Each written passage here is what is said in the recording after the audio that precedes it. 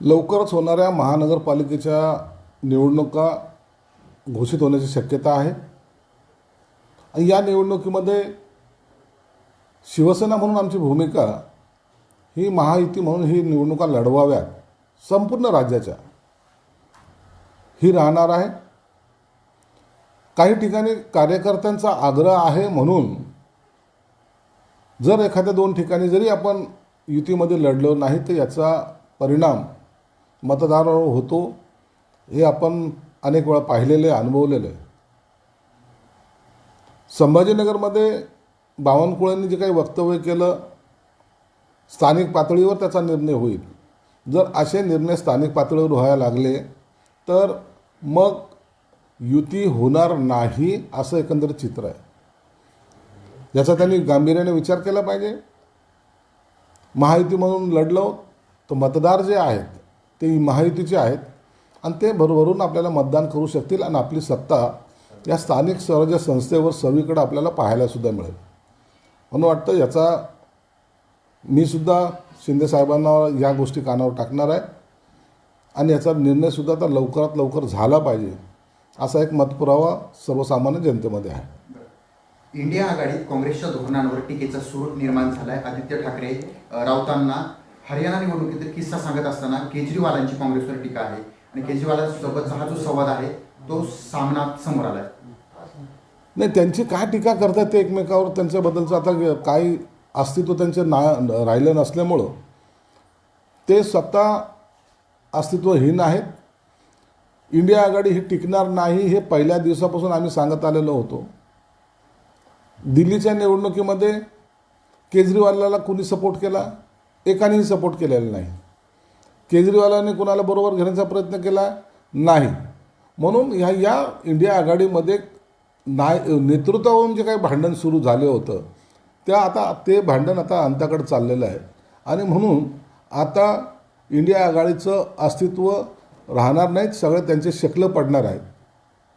प्रत्येकजण आपल्या पक्षाचं नेतृत्व करण्यासाठीच फक्त आता लढाई लढतील असं एकंदरीत चित्र आहे। दिल्लीच्या निवडणुकीमध्ये काँग्रेसचा एकही उमेदवार विजय होऊ शकला नाही, परंतु केजरीवाल यांची सत्ता घालवण्यामध्ये काँग्रेसने मोठी भूमिका बजावली असं सामनात लिहिलंय। सामनात काय लिहिलं? सामनाला मग ते जाऊन आता राहुल गांधीला बोल ना। राहुल गांधीला जाऊन बोललं पाहिजे ना। राहुल गांधीला जाऊन मिठ्या मारायच्या आणि एकीकडे त्यांच्यावर टीका करायची।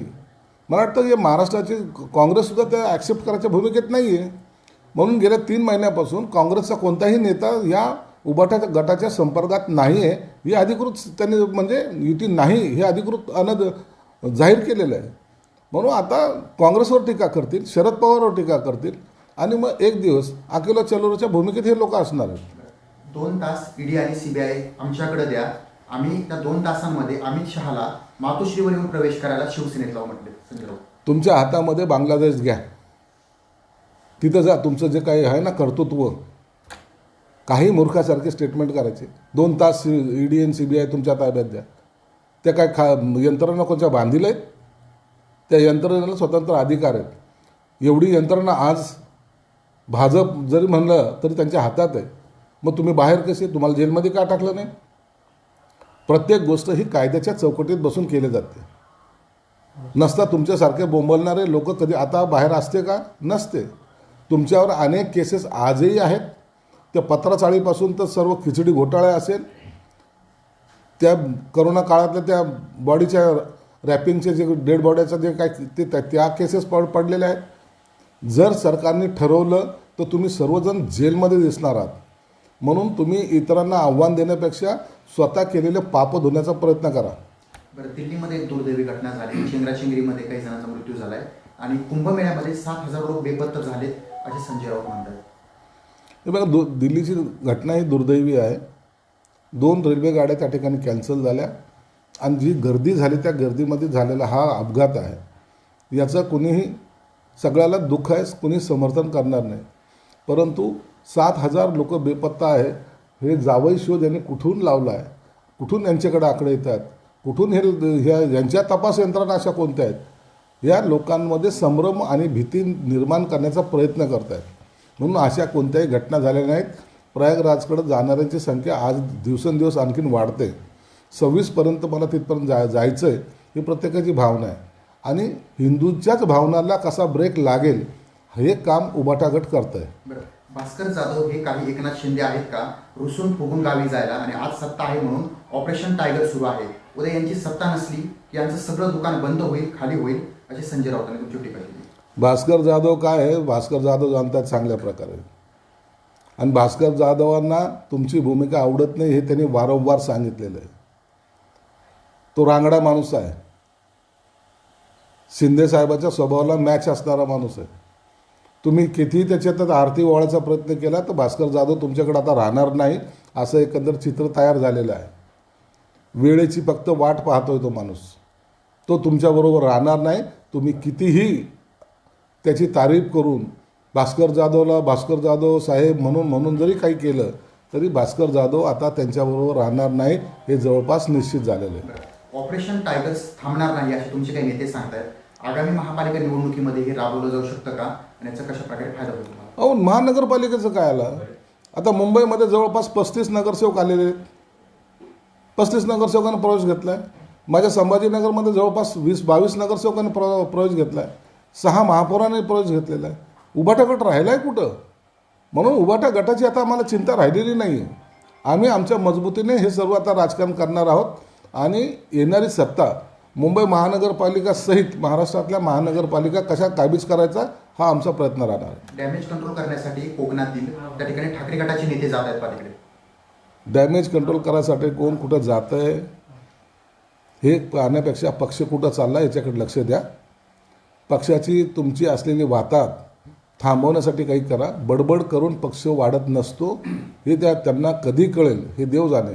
परंतु नाचना नाही आता कहते अंगण तेढा ही अशी यांची भूमिका राहिलेली. बरं, महायुतीमध्ये काही कोल्ड वार सुरू आहे का आपल्याकडे काही? नाही काय कोल्ड वॉर नाही. आम्ही डायरेक्ट वार करणारे लोक आहेत. कोल्ड वॉर कसं काय होऊ शकतो?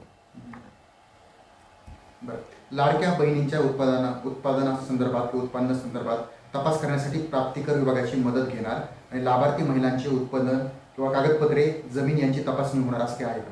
नाही, असं काही नाही आहे. अनेक लाडक्या बहिणींनी त्यांचं उत्पन्नाची मर्यादा वाढलेली आहे ही त्यांच्या लक्षात आलेली असल्यामुळं त्यांनी स्वतःहूनच अर्ज मागं घेण्याची प्रक्रिया केलेली आहे. आम्ही कुणावरही दबाव किंवा त्यांची चौकशी करत नाही. वैद्यकीय मदतीसाठी मुख्यमंत्री उपमुख्यमंत्री यांच्यात स्पर्धा लागली का? कारण कक्ष सुरू करतायत आरोग्य कक्ष.